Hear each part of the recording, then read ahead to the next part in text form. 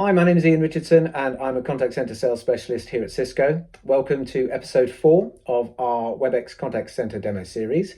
In this episode, Mark Brown shows us part of the omni-channel feature set by getting familiar with Webchat. Hi, so in today's video, what we're going to be looking at is Webex Contact Center and how it deals with digital interactions. So in previous videos, we've obviously gone through the agent desktop experience. We've shown you how an agent will actually take a voice call.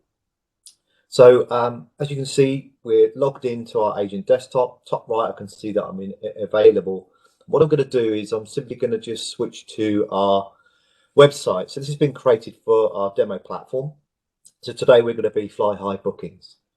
So in the bottom right, what you can see is a proactive prompt. So this can be added and customized to your website. And it just gives a customer notification that you have a new way or alternative way in which you can contact them through a digital web chat.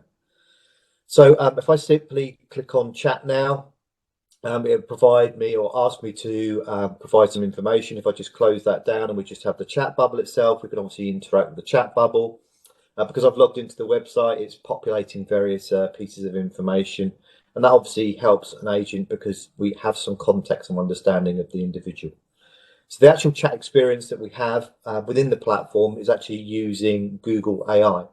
So using the AI enables you to provide self-service capabilities to customers, as well as providing some level of triage, so we can ask a series of questions, get the appropriate answers, and then obviously it frames a conversation when it is, if required, to be escalated to an agent. So what we tend to see a lot of at the moment is lots of organisations using this to provide true self-service capabilities, so empowering a customer to get the information they want when they require it. So we can see we've actually got a hello, welcome, how can I help you today? Because we're Fly High Bookings, we're going to look to book a flight. So I'm just going to simply say, I would like to book a flight.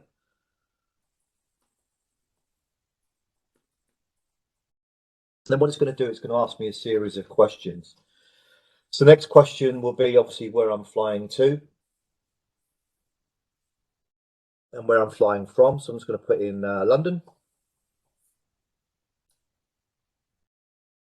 Where am I with destination city? So I'm going to say Frankfurt. Then it's going to come back and ask me when it is that I'll be looking to travel. And again, this is all customizable, can be set up for any type of configuration, any type of intent. So we're going to say tomorrow. Then what it's going to do is going to come back with a summary. And at this point, it's asking me to confirm that the information that I provided is correct. And this is actually going to be our escalation point to an agent. So I'm simply going to say yes. And then once we've actually said yes, it's told me that we're looking for an agent. I get audible notification that I've got an inbound request for an agent.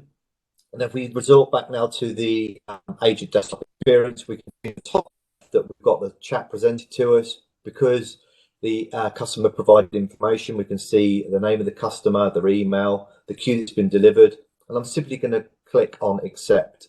So as soon as I click on accept, what will happen is that email is actually presented to me. Now the interesting thing here is we look at the center of the agent desktop, we can actually see that all of the conversation that we had with the customer using AI is presented to the agent. So we got a full understanding or context of the conversation that the customer has had within the chatbot before it's presented.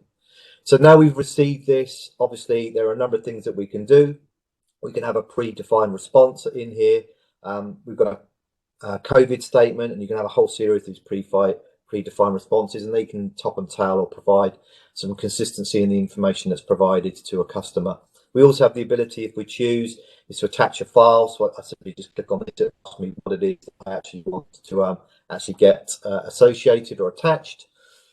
And then actually from a control perspective, we have a number of options. So we have the ability to transfer. So if I click on transfer, what it's going to say is, where do you want to transfer this? Do you want to transfer this to another one of the agents?